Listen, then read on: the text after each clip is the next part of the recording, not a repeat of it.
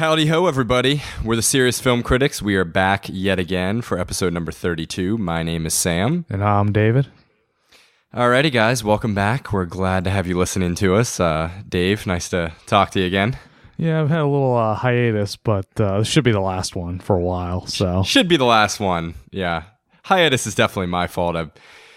Life in the theater has been crazy lately doing a new show, and it's finally up and running, and the rest of the year is looking pretty easy. So what's the show? Yeah, it's called Love Lies in the Lottery. It's a farce, and I'm one of the main characters, and it's just very exhausting. Just lots of physical comedy stuff that just takes hours to get down to timing and things like that. So it's just been a very long month or two, but it's up and running, and we're just doing this thing now. So it's a good feeling when you finally get everything done. Yeah, I bet. Other than that, not too much. Just looking forward to football coming soon. I'll tell you that. Yeah. It's gonna be an interesting season. You see, the Redskins got AP. What? No, I did not. When did that happen? Like a day or two ago. They signed him to just 1 year. He might not even make the team, apparently. Oh man, the Skins going for Adrian Peterson. That's pretty crazy. No, I did not see that. Well, that would have been pretty crazy 5 years ago. Now it's oh. Yeah, I guess that's true. I forget how old he is. It doesn't really matter that much, but I have no idea who the running back even is. So, I mean, is it that Matt Jones guy? I have no idea. I think that they might have an injured one, so. Yeah, I heard one of their rookie running backs or something he's out for the year. Maybe they brought in AP as a little insurance, but yeah, I can't imagine him doing much, but that's still pretty bbig news. Yeah. Just a name value. Yeah, we'll see. Yeah, I'm watching some NFL thing on mute in the background right now. It's like a Packers season recap from last year. They might as well call that Heartbreak Ridge. Oh, yeah. Oh, man. I don't know why I have that on, but I'm pretty skeptical about these rule changes too with, I don't know, man. I'm in favor of the injury prevention, but this is going to be really interesting. Have you heard about these new rule things? Yeah, well, apparently the whole idea is that it's impossible to prevent CTE, and the NFL knows it, so they're just trying to distract people with these rule changes that people, on the face, they're okay, they care about player safety, but I guess deep down they know once the public catches on that, you can't even really keep these players safe at all, that's just going to be it. Well, I really wonder, though, do you think the NFL is going to be gone, say, in 10 years? Do you think it just won't exist? Do you think they'll just be playing flag football? Or I think they have more than 10 years left and less than 20.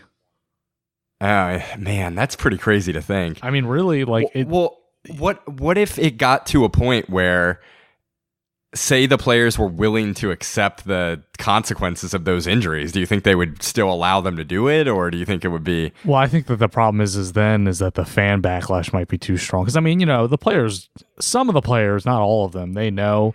But at the same time, the NFL did lie a lot about CTE. They covered up a lot of stuff for a long time. So it's they weren't aware really of all the risks for the longest time. And now I think that, maybe they do know and they don't care. But also, you might be too stupid to care. When you're oh, well, I'll just play football in my 20s, make a lot of money, and then, die of brain disease when I'm 50. That's not something people really think through until it happens. Yeah, I guess that's true. It's are they really able to make a conscious decision, understanding the implications? Look, I'm going to die a lot sooner than most people, and I might have a very untimely end where I forget everything. Are these kids able to make that decision when they're 20 years old? Yeah, it's I don't know. Aaron Rodgers went on record a lot saying I'm aware of the risks and I accept them, and it's okay, it's easy to say now, but if you're in your 40s or 50s and you can't remember your kids' names, you might be oh crap, why did I do that? Well, I guess what it ultimately comes down to is the public and the NFL able to continue on accepting the players making that decision, or is it just too much of a controversy and it just ends up destroying the NFL? I don't know. I definitely think that the NFL it's going to end, next 2 decades. I mean, first you have a lot of parents aren't going to let their kids play football.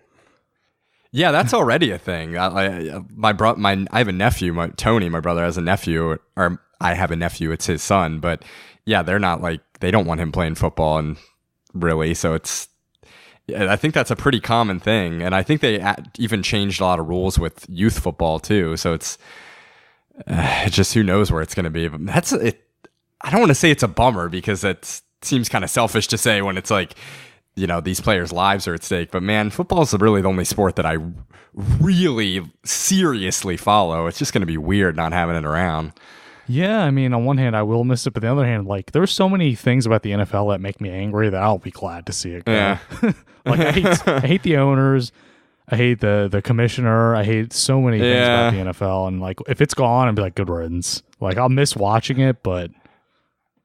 Well, I can respect that. I'm definitely not at that point yet, but maybe in 10, 15 years, my tune will change. But, all right, enough football talk. We got a lot to cover today, guys. We're going to be doing 2 very unique movies. One is called Only God Forgives, directed by Nicholas Winding Refn from a few years back.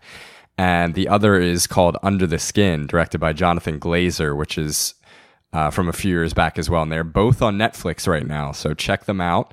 Those are the movies we're going to be talking about. We have some things we've watched, and we have a big bit of Oscar news. But I guess you want to start off and run down some of the things you've been checking out over the last few weeks? Yeah, actually, today I was just watching Boogie Nights, which is like, it's probably like a 10 out of 10 for me.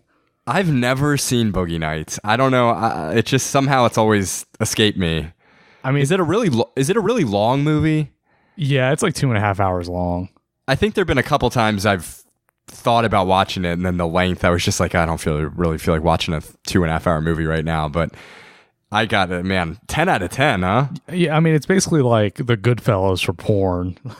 Like it's really similar to Goodfellas in the way that it's like a really epic story, and it's like a lot of different storylines are like kind of diverging. Is that Mark Wahlberg? Is he the main guy? Yeah, Dirk Diggler. Okay, yeah, Dirk Diggler. Okay. And what's his deal? Does he have like a huge penis or something? Yeah, he's supposed to be based on John Holmes, who had like the biggest penis, I guess, in porn history. Oh man.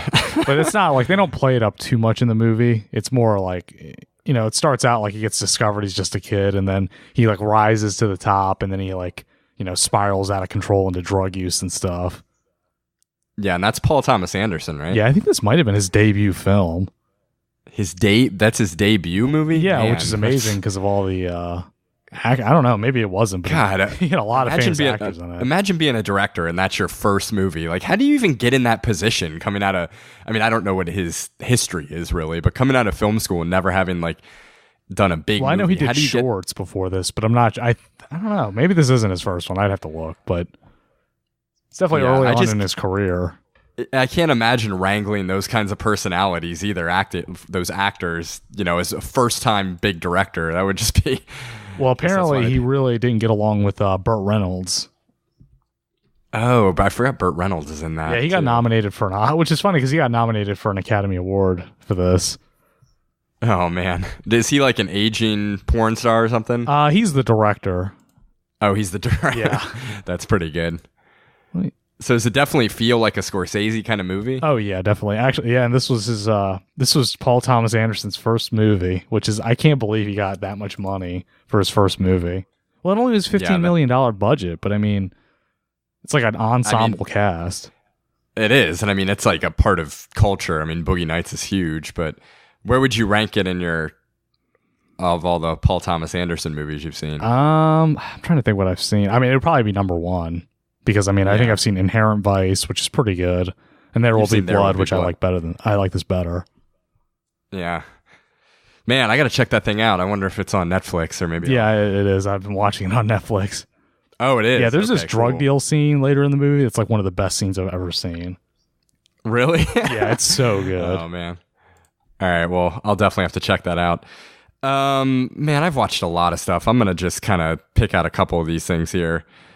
So this is going to sound ridiculous. I saw that Mr. Rogers documentary, Won't You Be My Neighbor? Oh, yeah. And I got to say, man, it was incredible. And I'm not even one of these people that's trying to say, like, oh, Mr. Rogers was the greatest show of all time or anything like that. But the documentary was phenomenal. And it's been a while since I've seen it now. This is probably like a month ago or just around when we did our last episode. But, man, it was great. Just going through his life and the things he did to get that program on the air, and like there was a extended scene about him kind of fighting through Congress to get funding for public television for kids, and I gotta tell you, man, it's a tearjerker. Yeah, I mean, I heard it was really good. I kind of expected it to be. Did you watch the show when you were a kid? Yeah, yeah. I mean, I've seen episodes of it for sure when I was younger.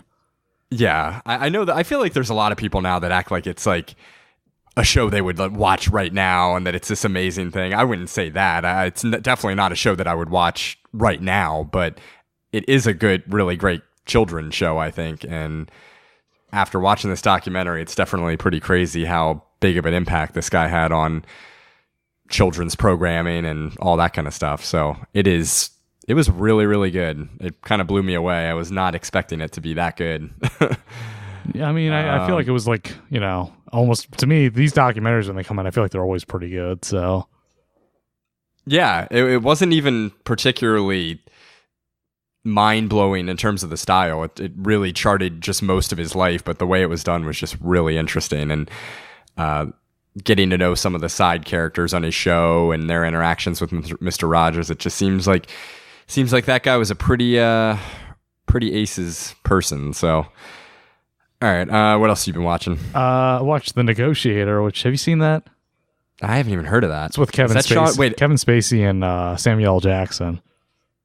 No, I have not seen that. I was thinking Sean Penn, but I don't know. No, it's pretty old. It's from like the 90s, and I remember liking it a lot as a kid. So I watched it again. Yeah? It's still pretty good. It's kind of funny watching Still it pretty good? What's it about? Basically, Samuel L. Jackson is a hostage negotiator, and he gets...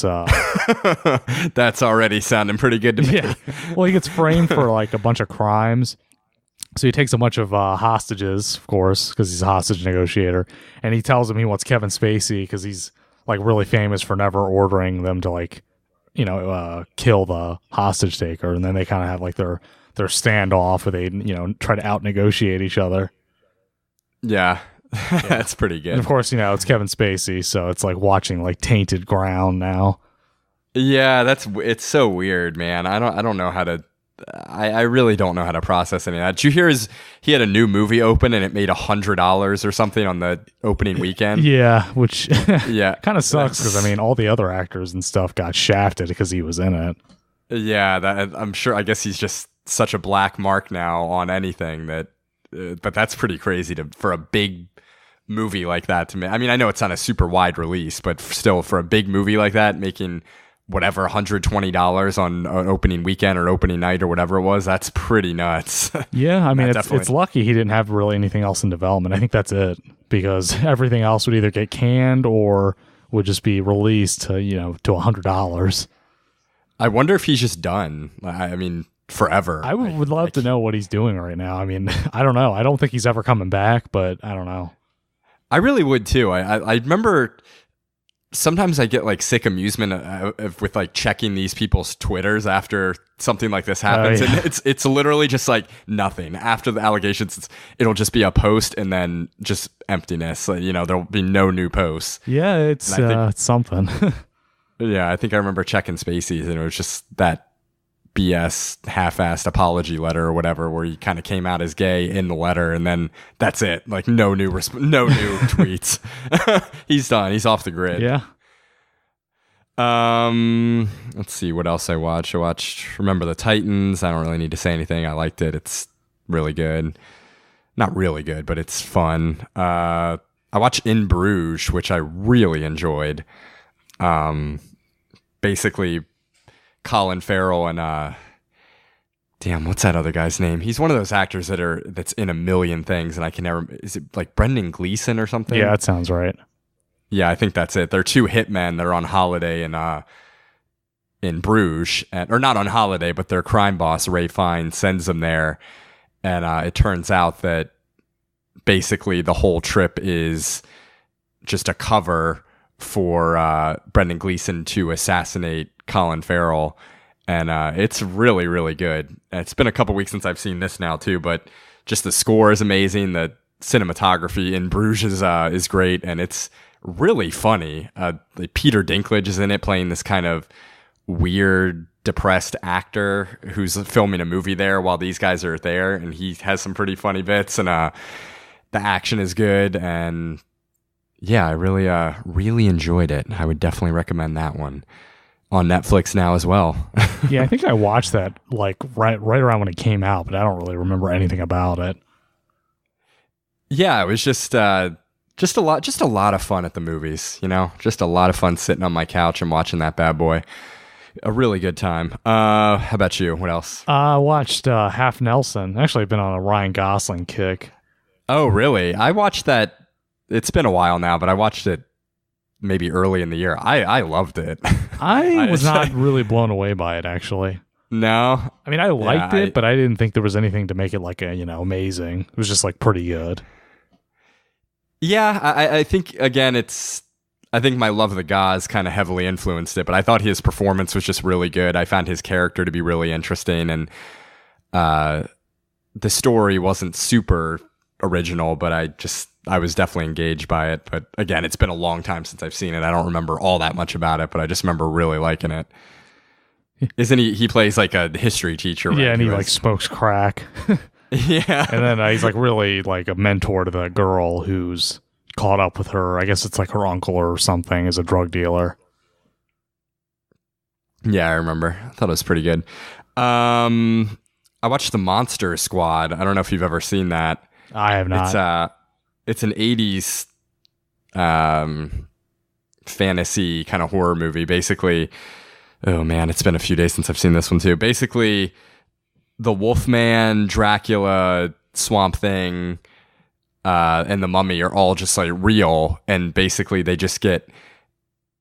The movie starts. It's hard to remember how exactly it plays out, but basically it starts with Van Helsing kind of trying to kill Dracula, but they fail to do it. But I think they render him defeated for a while, but then he comes back in like the 80s and somehow gets transported to this just little Midwestern town, and basically it's the kids in the town have to band together to fight Dracula and the Wolfman and Swamp Thing. And this is one of those kind of cult classic movies. I've heard a lot about it, and I liked it, but I definitely didn't love it. And I feel like this is one of those movies where if I had seen it as a kid, I probably would love it, but because I have no nostalgia attached to it, it was just not the best thing I've ever seen. The dialogue is pretty brutal in a lot of parts, and there's a lot of cheesiness to it.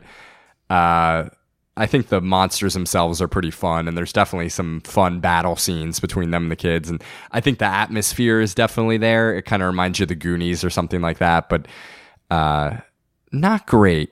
Not great. Yeah, it doesn't sound like I would a masterpiece. It pretty much, if you're in a Goonies type mood and you're sick of seeing Goonies for the millionth time, I think this is definitely worth a poke. But don't get your hopes up too much unless you have very fond memories of this as a kid, which I think a lot of people do apparently. But yeah, not too bad. How about you? Yeah. The last one I want to talk about is the kicker, Blue Valentine. I finally watched. Oh man, had you not seen it? Yeah, I hadn't seen it before. What'd you think? I mean, I definitely regretted watching it to some degree because really, yeah. I mean, it's one of those movies you watch and you're like, ugh. Yeah, I've been meaning to rewatch it again because I know that's on Netflix right now. This is actually, I think when I saw it, it was, I guess whenever it came out, like 6 or 7 years ago. Actually, Butler came.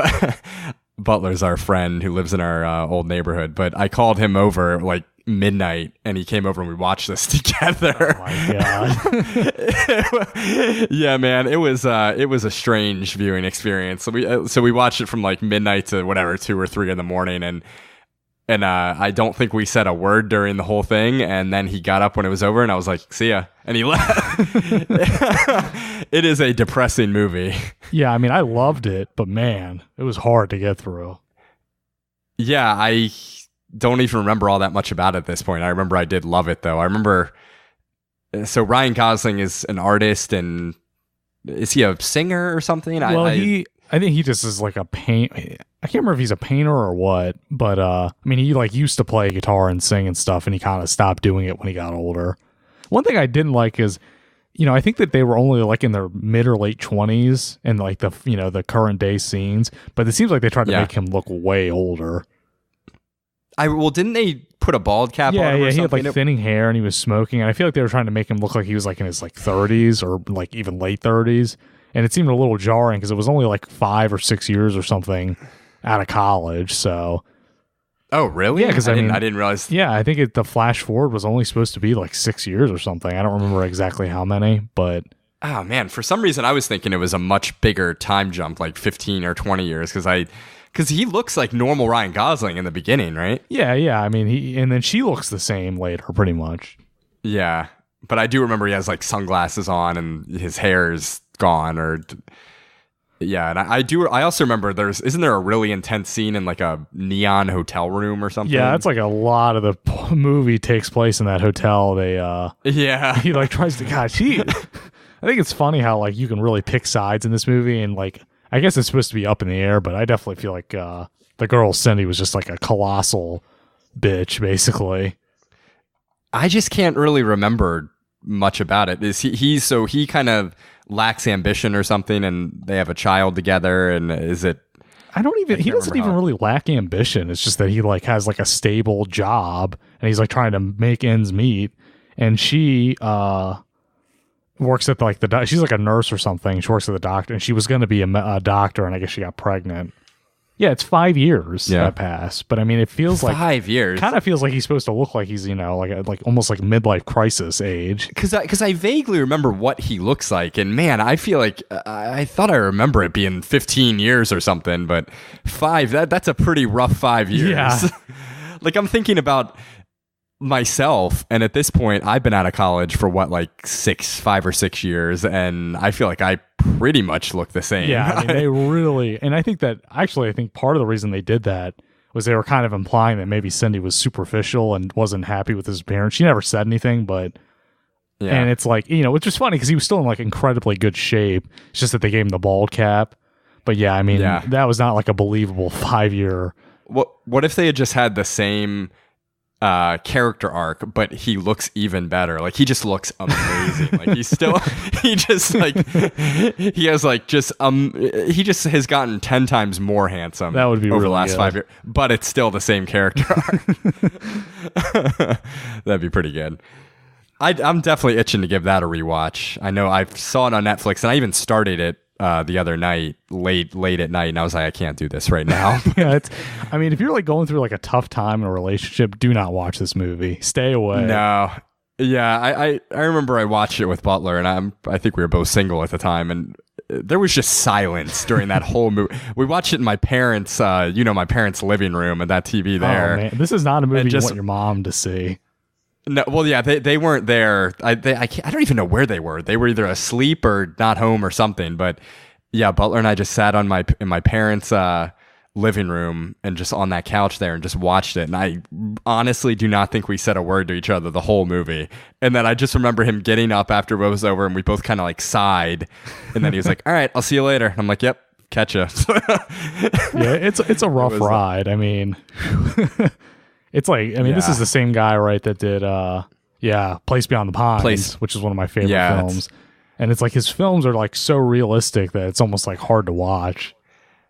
Yeah, but it very stylish as well. And I love Gosling, so that attracts me to a lot of the things he does. So what is he? I really love those two movies. So I don't know what is this director coming out with, because I'm really interested to see. The Light Between Oceans or something.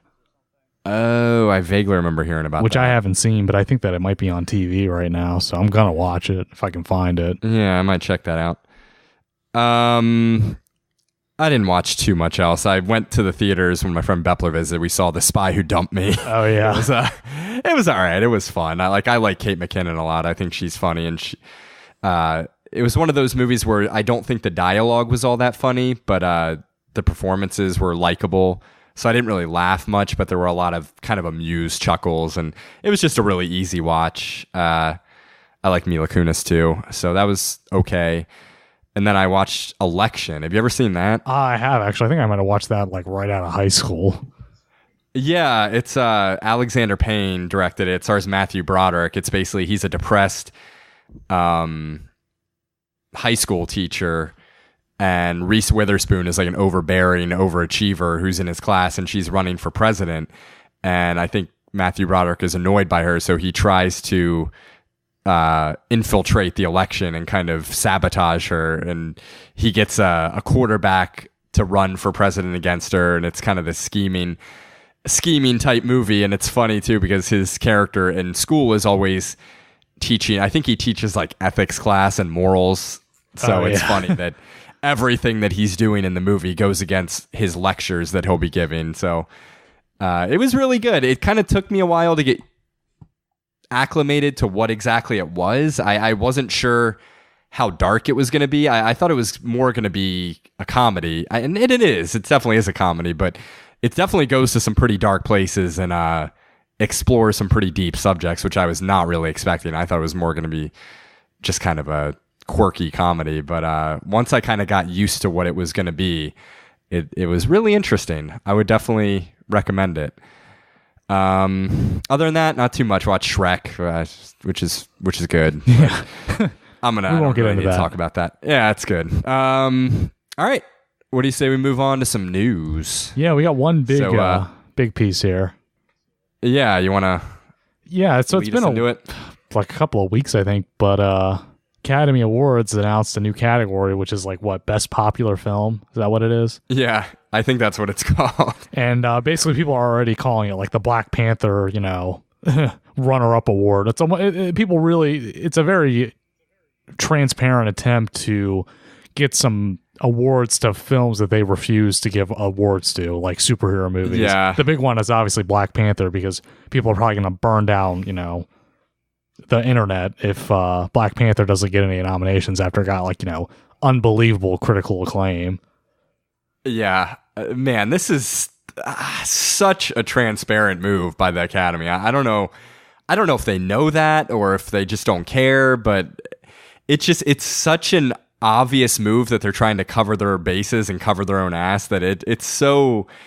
I just almost can't believe that they did it. You know what I mean? And it's like they've already in the past given movies like pity awards and pity nominations, and it's like that's all they have to keep doing. But it's like they're so like clinging to their traditions that they're like, let's just make a new freaking category. It's like a quarantine category basically.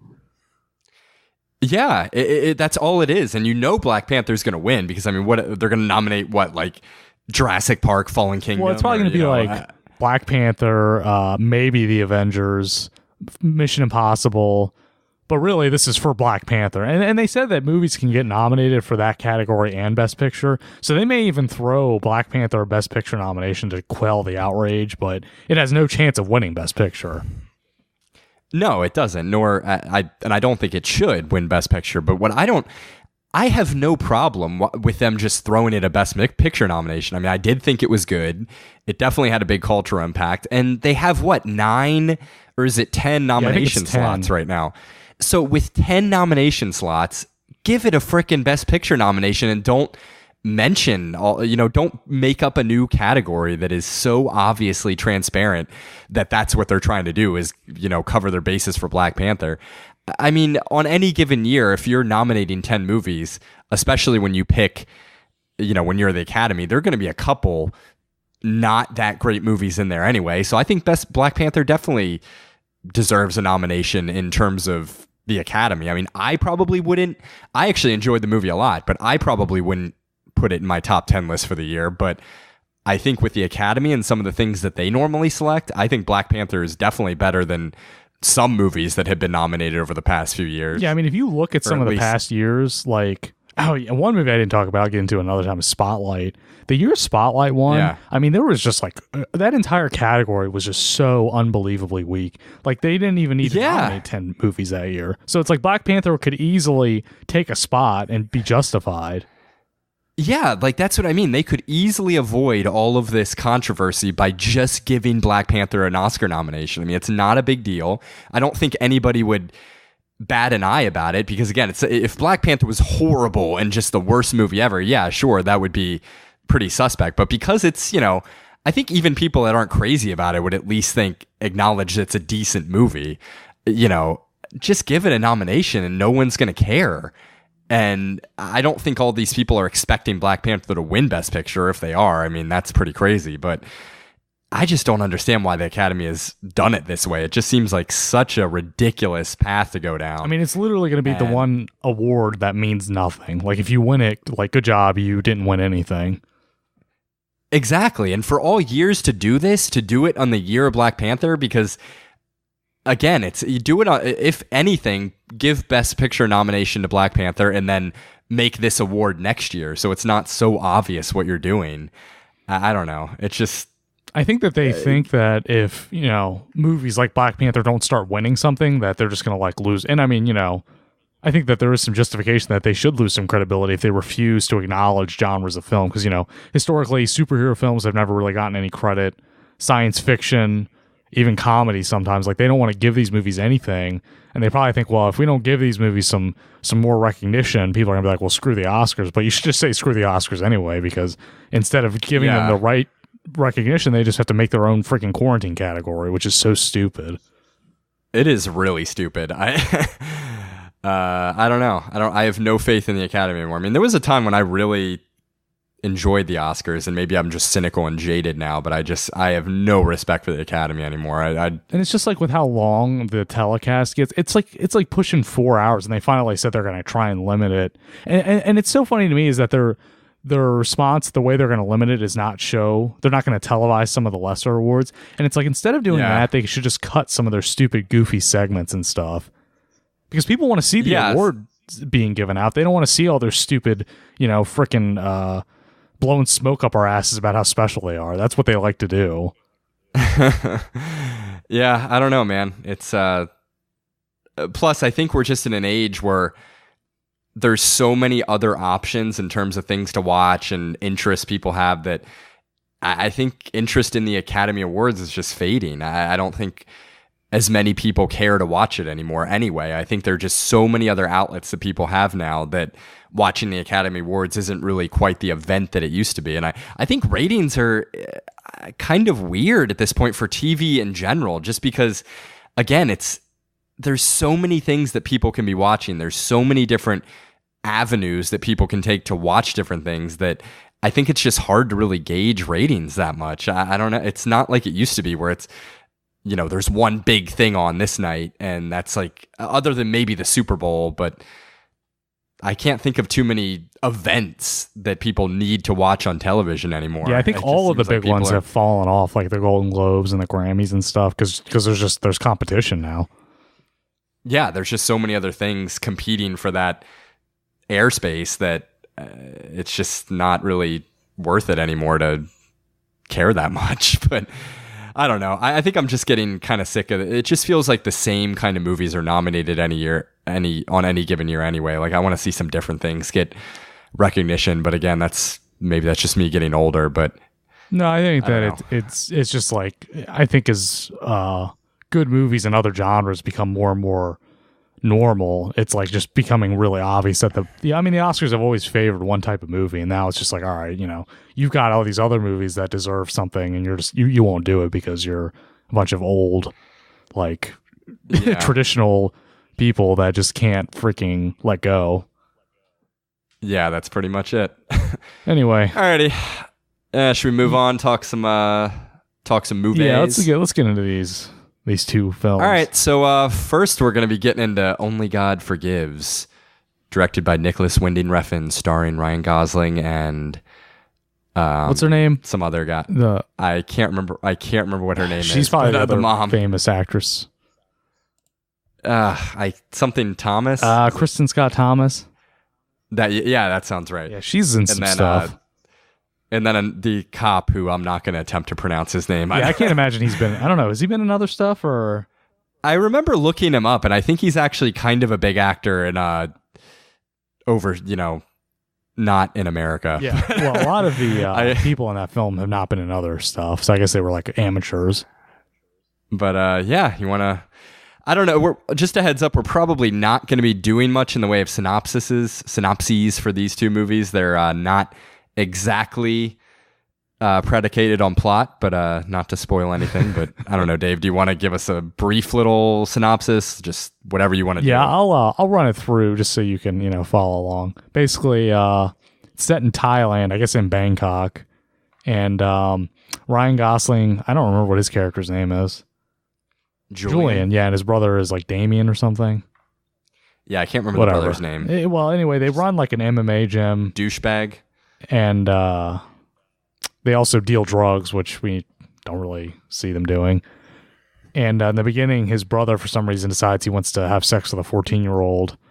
And then he ends up murdering a prostitute. So then the cop, who's pretty much, I think he's even listed as the Angel of Vengeance in the credits. Is he really listed as that in the credits? Oh, interesting. Yeah, and that's what he is. He's the Terminator, is what he really is. Oh, he is. He shows up.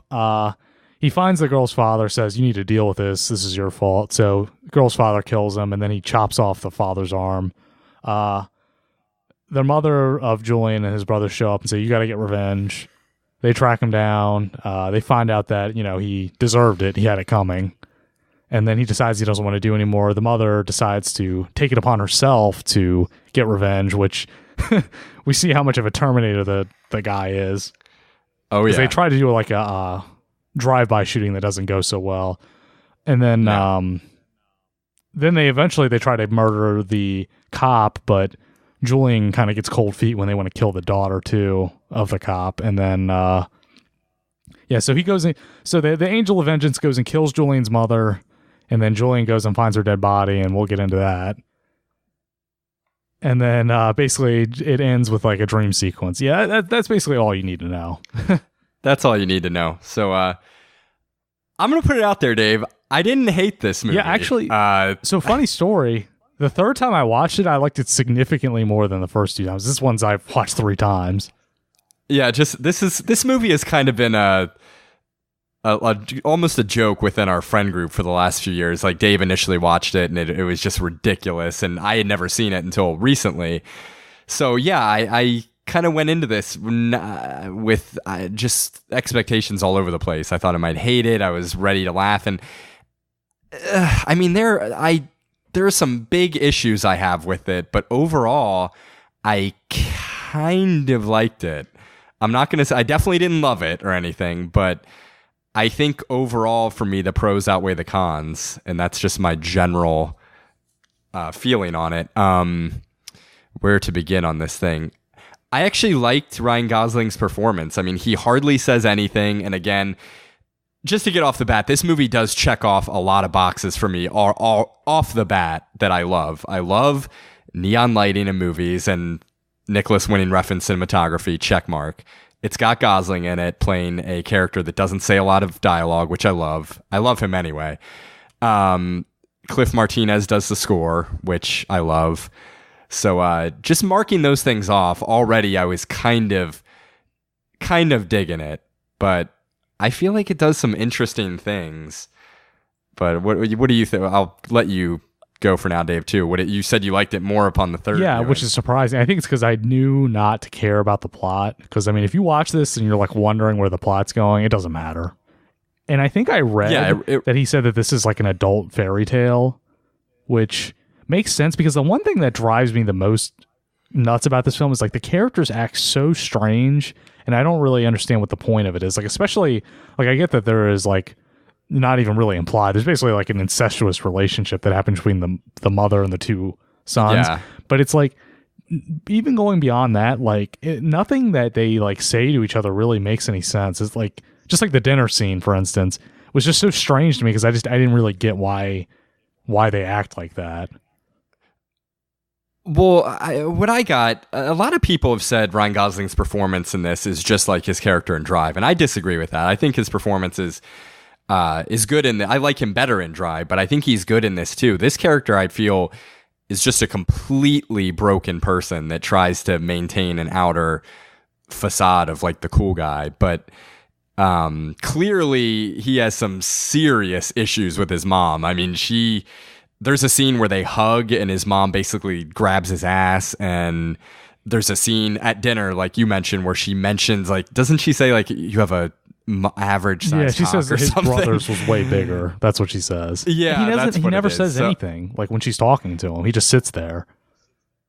But what I got out of that is this guy's been going through, who knows what he's been through in his childhood, that he has this kind of, I feel like he's at war with how he feels with his mom, because clearly part of him deeply loves his mother and really wants to gain her affection, and she wants him to be, he wants her to be proud of him and that kind of thing. But then another side of him, I think, absolutely despises her and hates her and wants to maybe even kill her. And I think he doesn't really know how to reconcile that fact. So I think he just kind of lets it all happen on the inside. And that's my issue. Is like, it seems like he doesn't really do anything about his mother. He doesn't really do anything in the film, but when he's around his mother, it doesn't seem like he does anything. He doesn't say anything, and I just don't. Yeah, but even that scene where what's the prostitute's name? Mia? Mai.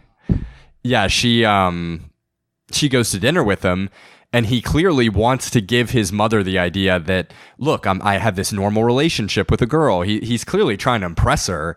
And then when the girl says something bad about his mom after the dinner, like that's only one of the few times in the movie where he freaks out and he almost attacks her.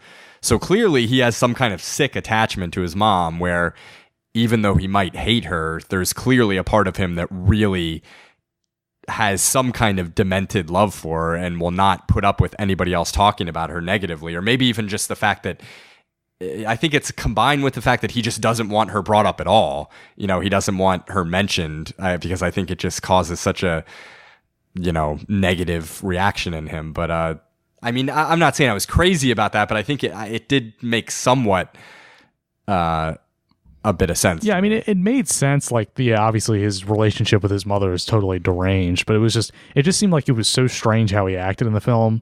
Like, it just, like, it's like he didn't care about anything. He didn't really, just like the scene at the end where they go to kill the cop and his family, and the guy that's with him, he's like, we're doing everybody, and he's like, he doesn't even answer him or anything. He just sits there and he's like, okay, and then he ends up shooting the guy when he tries to shoot the daughter. But it's like he never raised any objection or anything. He just kind of like sat there until it was time, and then he decided to shoot him.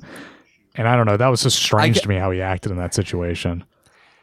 I guess the impression I got from his character is that he's just a completely, almost just a lifeless person, but I didn't feel like it was as much the performance that was the reason for that. I just got the impression that this guy has had such a messed up life, with his mother and everything, and clearly something happened with, I don't know, I think he murdered his father, apparently. Okay, yeah, he murdered his father, so something, and that's that we'll get into. It's all about the hands thing. It's all about Oedipus, obviously.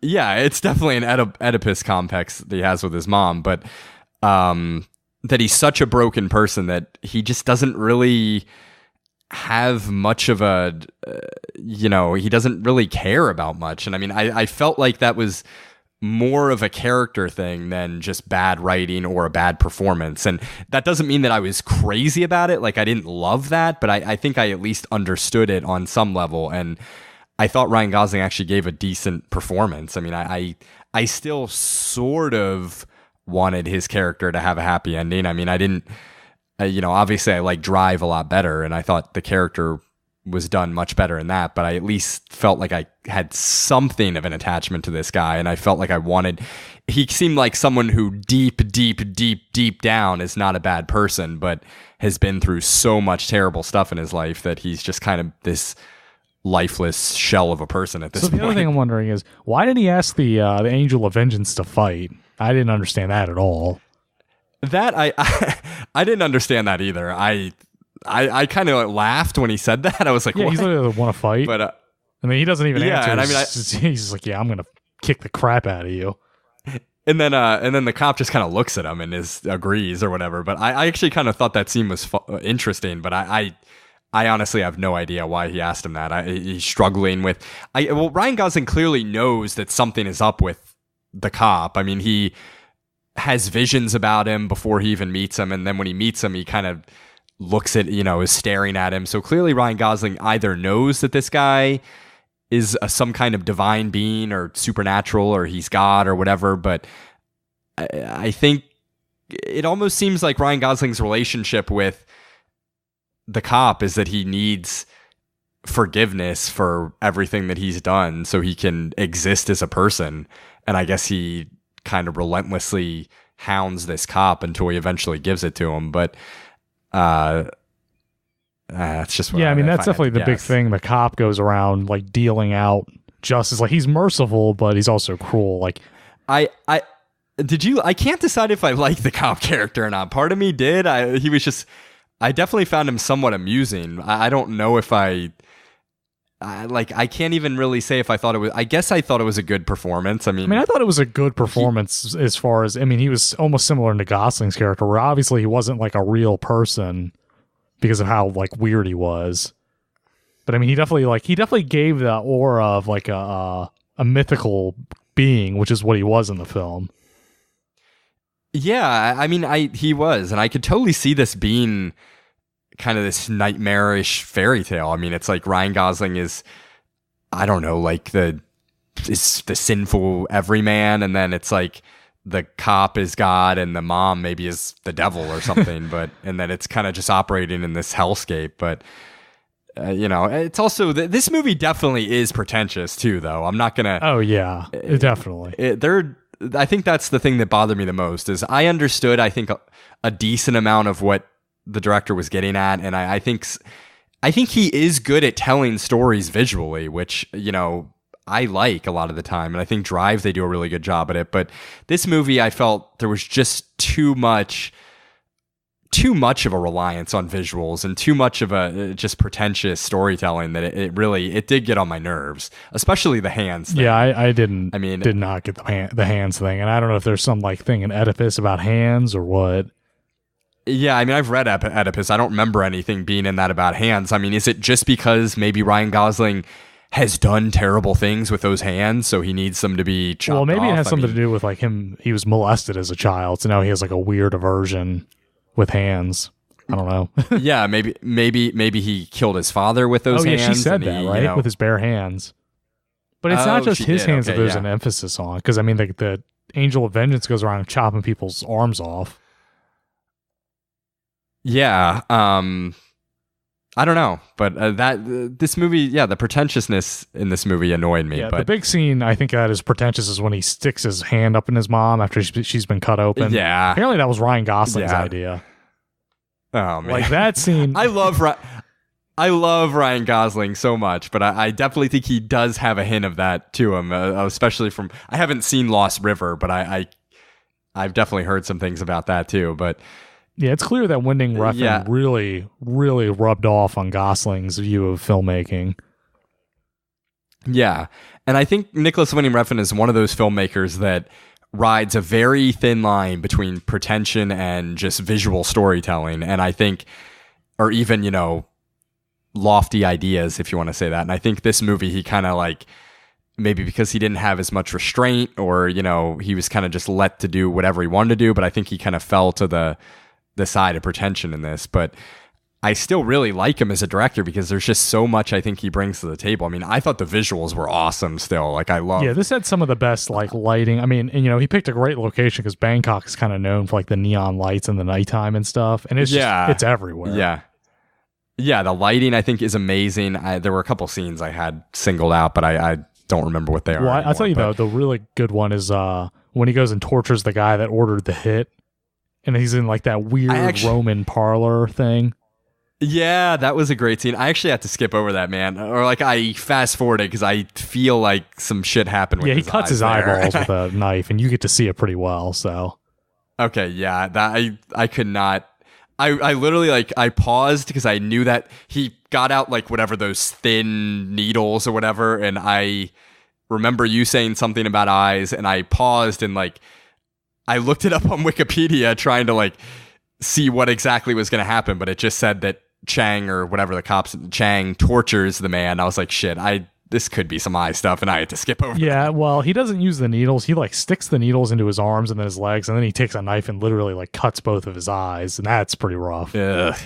Yeah, I can't handle that. I'm not that squeamish with most things, but eye stuff, I just no. It's can't pretty happen. Rough. Which is a shame. I mean, as long as you see the beginning, because you don't really get to see how cool you just see how cool the place is in the very first shot, and that's it. Yeah, so I did see the setting, which was really cool, but I don't know, man. The two things I can't handle are eye stuff, and I really don't like when especially like exploitation kind of movies when they kill real animals. I well, really yeah. don't like. Those are pretty much the two things that I just cannot. I'm not going to sit through. Other than that, I don't really give a shit. But yeah, and I thought the score was really good. I mean, I like Drive's better, but I still thought the score in this was really good. The only other pretentious thing I can think of that I kind of liked it for some reason, but the karaoke scenes. Yeah, I like those scenes, and I don't know why. I liked those too. I especially liked the ending one. For some reason, I actually really like that song. I have no idea what the words are or anything, but I really like that ending song with like that chime music. It had a good melody. It did, but it does seem pretentious. Like, I don't think there's a reason. I mean, I think I read something like there's a ritual in Thailand or whatever that about centering around karaoke after violent events or something like that. So I think there's a reason for it, but it still just seems pretty pretentious to throw it in there. Yeah, I don't really get what the point of that was, but I mean, it may have just been like, I want to show like an interesting scene of, some local Thai flavor. Yeah. Because I mean, it was definitely funny how like all the other police officers were just like intently watching him do the karaoke. Yeah, I kind of like that for some reason. They were just sitting there and they kind of had their hats on their table and were just interested in what he was doing, and I liked it. I mean, trying to think what else. I don't know how much else. I definitely like the scene, the Terminator scene where they try to pull the hit on the cop, and they kill almost everybody else, and he just chases that guy down on foot and takes him out. It was pretty good, man. He's just hiding behind that wall, knowing that guy's going to be there. Just he's ridiculously good. Yeah, I thought the cop was good. I enjoyed his character. The character I really hated. I mean, obviously he was a despicable character. Was the brother? Oh man, I forgot to talk about this. I'm glad that he was killed off in the first few minutes because I everything about that character I just hated. I mean, and he is a despicable character, but had that character been in it more, I think I would have really had more of an issue with the movie. Well, when I was talking about like the characters did things that made no sense, he was the main one because it was just like the main thing was like after he murdered the girl, like he just sat there and let the guy kill him, and I don't know if he wanted to die or what, but it's like I didn't understand why he was like, all right, I did this and now kill me. I'm not going to fight back. Wait, yeah, the brother? Because he didn't even fight back. Oh. Yeah, I have no idea what his motivation was for that. I think that character in general is just really poorly developed, and I almost wish that character wasn't even in the movie. I don't think he was really even necessary because I think you still could have had Ryan Gosling having a really messed up relationship with his mother even without that brother figure there. I mean, I guess maybe the brother figure contributed to Ryan Gosling feeling like less of a man or something. I feel like this movie had something to say about masculinity too, because there was Ryan Gosling clearly seemed to feel emasculated a lot, and there's also just a lot of penis size references and mentions. Like even when they show, I don't remember, after that fight that he has with Chang, they show that statue, and the statue has like a big dick on it, and they linger on that too. So it's like, I don't know. This movie feels like it's trying to say something about masculinity too, and I don't think that was very successful or well explored, but it just seemed like it. Yeah, it's whatever points it was trying to get across were definitely lost on probably 90% of viewers. I know they were lost on me.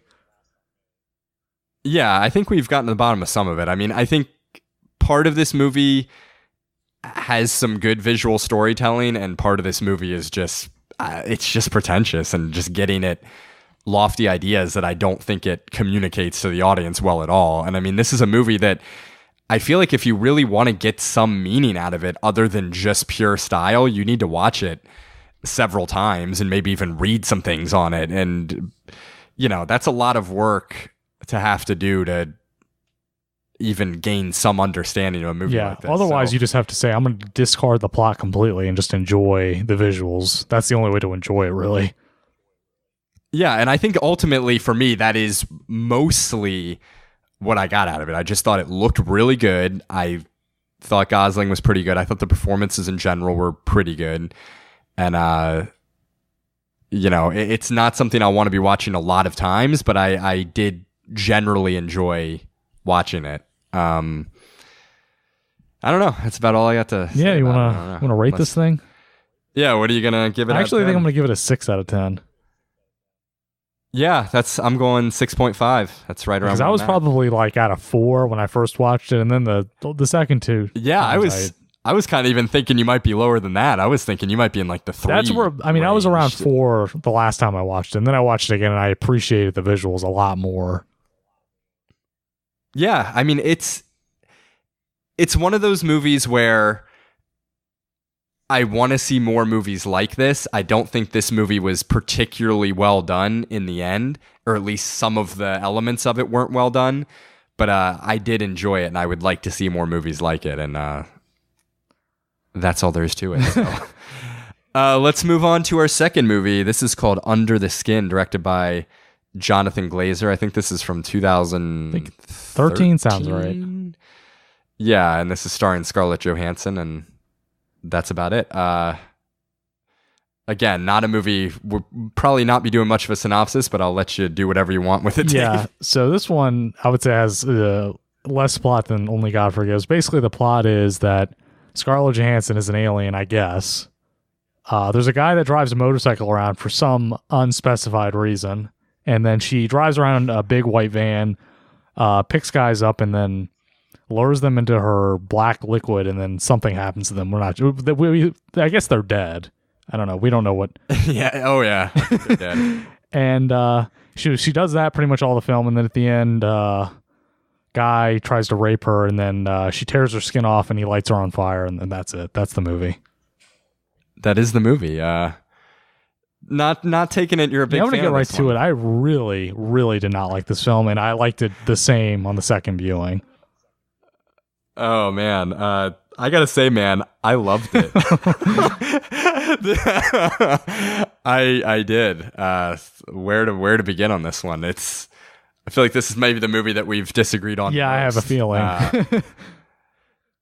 All right, where do you want to start with this? First, we can talk about the visuals, because that is probably the only thing I did like. I love the visuals. I thought the visuals were great. It's the movie is shot in Scotland or whatever, and there are just some great shots in this. I mean, there's shots in the forest that are really good with snow falling. There's some really good shots of, I don't know if it's the North Sea, but some body of water with cliffs surrounding it. There's shots of just kind of the plains of around Scotland, the city. I thought the visuals were great. Yeah, it's shot like almost documentary style at points, especially when she's like at the mall and stuff. So that's cool. And then, have you seen this movie? I want a Taste of Cherry. I think I told you about this. No, I haven't. We watched it. And I don't it's know. It's pretty famous. It's like an Iranian film, and the whole film is like filmed from the perspective. Remember the perspective where it's like showing her close up driving around in her van talking to people. Like the whole movie is filmed like that, and it really, I wonder if he drew inspiration from that, because it was like a really blatant parallel to me, and that was something I didn't like, because it felt almost like he lifted that from that. Oh, I mean, I haven't seen Taste of Cherry, so maybe if I had seen that and it seemed that much like a cop. I mean, I guess that's just a way to shoot a film, and it's not like that guy copyrighted it or whatever. But I guess. No, yeah, I mean, and the other thing is, it wasn't a very big portion of the film that they filmed like that, but it just felt very familiar to me. Yeah. I think to try to put it in a broad sense, what I liked about this movie, I just found it, I was super interested in it the whole time. I found it to be, I feel like it's going to say pretentious to say, but I found it to be like a visceral experience. Like it just gripped me from beginning to end. And it's a weird movie because I can totally see someone watching this and not responding to it, but it's also one of those movies where I feel like if it doesn't take you for a ride, you're probably never going to like it. I mean, it's hard to convince, like I wouldn't try to convince you to like this movie. I don't think it's one of those movies where you can do that, but I just responded to pretty much everything in it. I mean, I thought from a broad sense, it was just a really interesting way to show a story of an alien experiencing Earth, like in a way I'd never seen before. It was shot, again, like documentary style, and it was all from the perspective of the alien, who is Scarlett Johansson. I mean, I haven't like looked up think pieces on this or anything, but I feel I got the impression she was definitely an alien. I mean,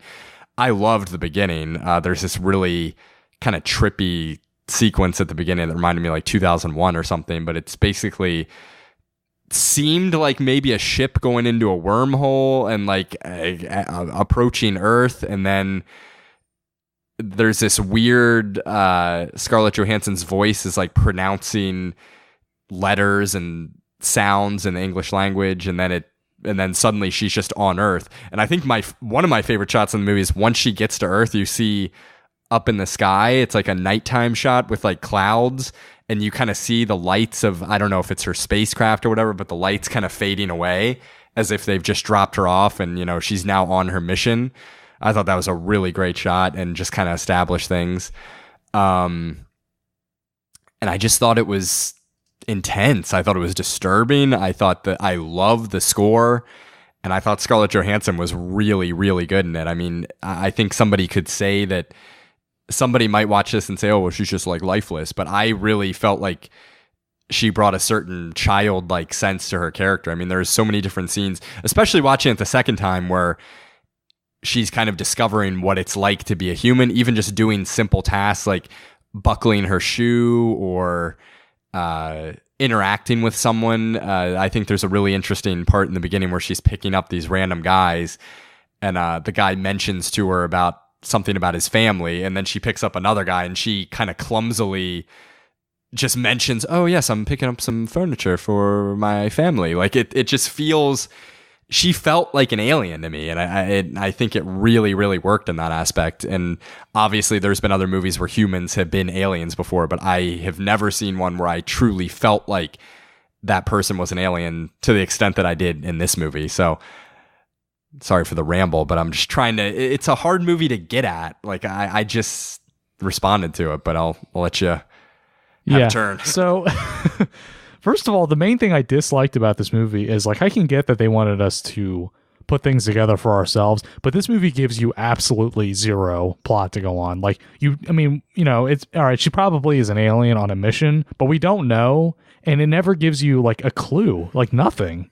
Like, we don't know what her motivations are. We don't know what she's doing to those dudes. And I get that you can draw your own conclusions, but you know, you have absolutely nothing to go on. And it's like, why should I care what she's doing if I have absolutely no idea what she's even doing? And the other thing you said about, like her, like kind of like learning how to be a human, like I definitely felt that there were a lot of scenes like that. But like right from the beginning, she's like, you know, she knows how to drive, and she's like an expert at picking dudes up. Like, you know, she doesn't just like say, get in the van. Yeah, the big white. We should get into the van thing soon. Because there's definitely some gender stuff going on in this. But she drives around and she doesn't just like pick guys up. She, like, you know, is like sly about it. Like, she really knows what she's doing right off the bat. I don't know. Does she though? I mean, I think it seemed like, yeah, it's hard to say. I mean, I guess it also seems like she interacts with a lot of guys first before she actually starts killing them. I mean, you see her kind of talking to a lot of different people, and I think you see like 3 or 4 guys in her van with her before she actually kills one of them. So I don't know if you're supposed to assume that she did kill those guys. I didn't. I assumed she was just kind of, you know, using those interactions to sort of start to try to understand what she was doing, and, you know, like try to understand sort of general conversation as a human. You know, what are some things I can say?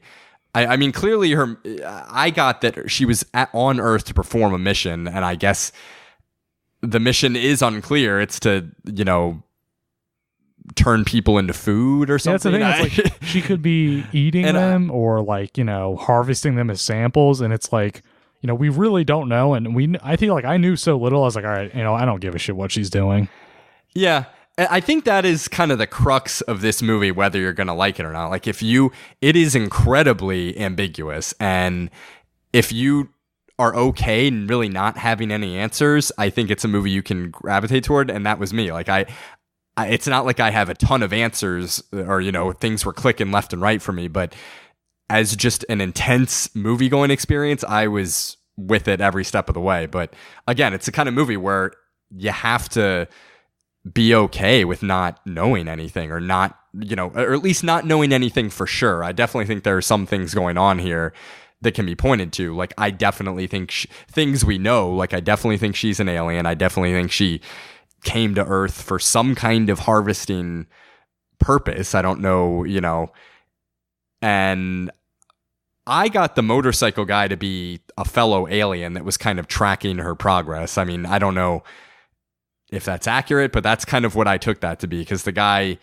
seemed to be following her around, and even when she kind of takes a turn about halfway through the movie and seems to not, she kind of goes off mission, then the guy kind of cleans up after her and seems to be following her for the rest of the movie. So, I think if that is supposed to be some really important relationship there, I don't think the director does a good job of getting that across. I just kind of didn't take that to be all that important, just kind of cool visuals and like, okay, this Scarlett Johansson, the alien, has another alien down here kind of monitoring her, and I kind of just took it as that. That's exactly what bugged me, though, is like, first of all, like, I mean, I guess that we can assume he's working with her. I don't know. At one point, I almost thought, because he was like chasing her around, because he was in a group of other motorcyclists, right? At one point. Yeah, that's true. Or maybe there was, a group sent down to monitor her or whatever. At one point, I almost wondered if he was like tracking her because he was going to like get her or something. But what bothered me is it's like, you had this character that really didn't advance the plot at all. And that was what bugged me. It's like, what was the point of putting this character in the film other than the fact the guy was like, all right, I want to film a guy doing cool stuff on a motorcycle. That literally is what it felt like. It's just like, I want to do cool motorcycle stuff in my movie. I don't really give a crap what this guy does. Just put him in the movie. I mean, that's a fair criticism. I don't really have an answer for that. I mean, it didn't really bother me that much. I think I just looked at it on a basic level of, he's not like a huge character in the movie. Again, it does look cool, and I just took it as, this guy or this group of motorcyclists are other aliens that are sent to keep tabs on her. And, when she goes off the rails, they're kind of after her. But I don't think, for me, it wasn't a big enough part of the movie that I really cared that much. But I mean, I can totally understand the fact that not getting resolution from that would be annoying. But it just, again, I was down with it. What was I going to say? I think it's just, I mean, I feel like her character does have an arc, though, that's interesting. Like, I think in the first half of the movie, she's literally just an alien trying to learn, the bare minimum about humanity so she can perform her task. And I think the second half of the movie, she, slowly, very slowly starts to at least understand a little bit about what it means to be a human, or, humanity in general. I don't think she ever gets to a point where she's like, oh, I get it. But I think it's interesting how you feel like that character begins to realize a little bit about, how other humans operate. And I think the fact that she looks like a human, or looks exactly like a human, I think there's some conflict with that character as she struggles with that. Like, hey, I look like everybody else, but obviously I'm not one of them. And then when she's struggling with that, then she just gets killed. And it's kind of this, I thought it was somewhat of a tragic kind of anticlimactic ending, but I actually liked it. I thought it made sense with the tone of the movie, which was just very somber and bleak. And, it definitely doesn't go for,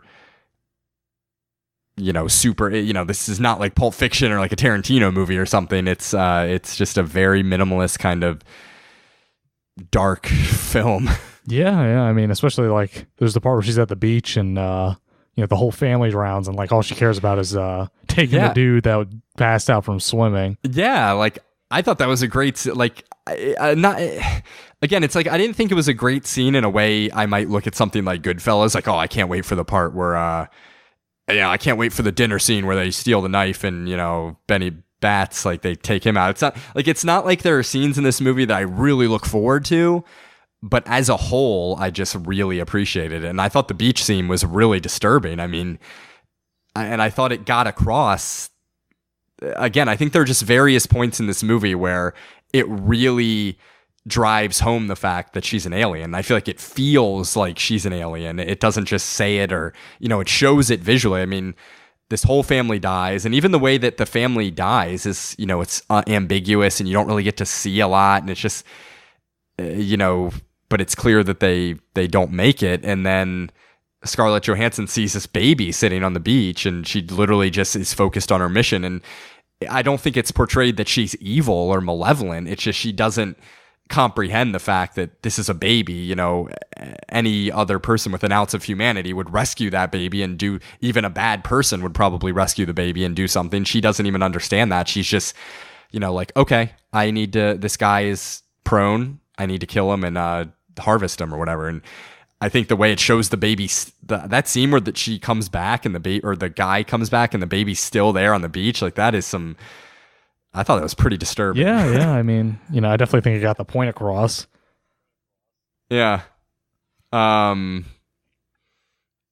there are just other little scenes. I mean, when she has sex with that guy, or like attempts to have sex with him, and then, obviously I guess she's probably not equipped to do that, and she literally just throws him off of her and like grabs the light and is like inspecting her downstairs parts. It's just like it was weird, and it felt like she felt like an alien, but in a way that was just really interesting, and I feel like I hadn't seen before. Like, this character just felt like an alien portrayal that is unlike other movies that I've seen where they attempt to do the same thing. Like, this character to me really felt like an alien. I thought Scarlett Johansson was really good in it. I thought she kind of had like a childlike quality to her. I thought she had a blankness. I thought she had kind of a wonder at certain parts. The scene where she's watching the TV and it's like that joke routine and she's literally just staring at it. And it's not that she just doesn't get it. It's like you almost are put into her shoes. Like, imagine being on another world, seeing something like that and just literally having no idea what it is and just being completely fascinated by it. I thought there were just a lot of scenes like that. I mean, I think that, again, my issue is like every conclusion we draw, I mean, every single conclusion we have to just make up in our own minds because it gives you nothing. And I mean, I get that that's what maybe was the point, but it's like, why should you care if you have no clue what they're doing or why they're doing it? If you have to decide for yourself, it's like, why should you even make a decision? Because you have no reason to really care. For me, I just didn't care. And I don't think it gave me any good reason to. Yeah, I mean, that's one of those things I can't argue too much against. I just felt like there were enough little breadcrumbs there that you could draw some conclusions that, while they might not be exactly right, I thought there was enough there that you could piece together something. But I also just feel like, I don't know, plot for me has just become less important for me as I've watched movies more and more. Like, it's not that I don't care about plot at all, but I'm able to watch a movie like this and this movie really doesn't have much of a plot. I mean, unless you want to say alien comes to Earth, alien is on mission, alien goes off mission, is killed, end of movie. But for me, that was enough plot. And I think all the visuals and I thought the score was great. Like, and I even like the visual of her when she lures the men back to, the whatever room she uses. I thought was just interesting. It's just pitch black, and I think the way the characters are framed and going into that liquid. I thought that was another really disturbing scene is when she lures that one guy back and he goes into the liquid and the other guy from earlier is there and he's bloated, and then suddenly he just, I don't even know, like his life force or his body is just sucked out of him, and it's that extended scene of his husk just floating down or whatever, and it's that score playing. Yeah, that's another thing that bothered me is like how they just walked into that liquid, because I mean, I guess that was maybe like some kind of symbolism, but there's no indication for us to believe that was symbolism. So it's like, why are these guys like walking into this big black liquid tank? It's like, I think that they would have used again, I guess it is symbolic, but it's like, come on, why are you walking into that? You're gonna die. But then there is that one guy who comes back to the apartment, and I guess he kind of like inspects her, and then he just leaves. I guess maybe he kind of saw something unnatural about her and was, just turned away. It seems like kind of the other couple guys that she lures back are just, I don't know. She seems to select them for, I don't know, traits that she thinks she'll be able to just lure them into demise. I don't know. Maybe the one guy who didn't go into the liquid was just too smart for it, or I don't know. I don't even know if the liquid is supposed to be real. I mean, it could have just been pure symbolism, but I don't know. It was just like that. Seeing that scene over and over again, I wasn't really a fan. Yeah, that's fair. I don't know. Anything? What else you got? For this? I had one other thing, and I just forgot it. Oh, man. Oh yeah. There was definitely some gender stuff going on because I mean, I like how she drove the big white like rapist van around and picked up guys and then killed them like a sexual predator basically. Oh yeah, I didn't even think about the van. And that was very clearly symbolic. Like a rapist would drive a big white van around and abduct women or whatever. It kind of seemed like she went from predator to. But it felt like the first half of the movie she was a predator, but I just didn't really get the sense that she was a predator in super relation to or in a way that spoke about humanity. I almost felt like she was an otherworldly being who had just kind of, I mean, I guess the fact that she's Scarlett Johansson has something to do with it. I mean, she's a, beautiful woman, like, that matters somewhat, but then, she's kind of in an environment where she's in control. She's selecting the people she wants. She, is on mission. And then the second half of the movie, I mean, she's really the one that's being hunted. I guess she's kind of in a world where she doesn't, it's almost like she's starting to discover the humanity in herself as an alien. And then she's hunted. I don't know. Yeah, I don't know. I'd have to read something about it, but I can't say I got too much out of that in terms of what it was trying to say about gender. I mean, I definitely could see that there's something. I mean, I definitely think the white van was a very conscious choice, and I think the whole idea that the men would come so willingly with a woman, whereas if you had a dude driving around trying to pick up chicks, it would be way more difficult for him. Yeah, I mean, it's also wonder. How did the aliens consciously decide on her appearance? I mean, it's like, I think it'd be interesting to see how much these aliens studied, humanity and culture and stuff. I mean, maybe, because I mean, I think, women are definitely more sexualized in culture, and maybe they saw someone like Scarlett Johansson and were like, let's make her look like her. And, it also, I think is, would these guys go to their death? I don't know. It's hard to. Yeah, I mean, I'm not sure what exactly it was saying, but I do think that there was some symbolism there. Yeah, it could be, but as just a pure, really unique, visceral experience, I don't know. This movie had me. Yeah, it's a weird. It's weird. That's for sure. This is a hard one to talk about. I mean, I can talk about how much I hate it, but it definitely asks questions. But I think ultimately, this is a hard movie to be in the middle about. I feel like if you respond to it, you're probably really going to like it. But I think it's also very easy to hate. I mean, I don't. It's like it's a movie that I think puts itself out there to either be loved or hated, or I don't know. I can't. I think it'd be hard to watch this movie and just be like, it was okay. It was pretty good. Yeah. Like, it's just the kind of movie that if what's going on screen captivates you and you're, interested in it, you're probably going to really like the movie. But if you're not into it, you're probably really going to hate it because there's not a whole lot to latch onto. Like in terms of, again, it's not like there's a bunch of scenes that you can kind of look forward to, like a Scorsese movie or something. Like, okay, well, this conversation's boring, but hey, pretty soon so-and-so scene is coming up and I love that scene. It's not that kind of movie. It's almost just more of an experience. At least that's how I looked at it. I don't know. It's hard to say anything else without sounding pretentious.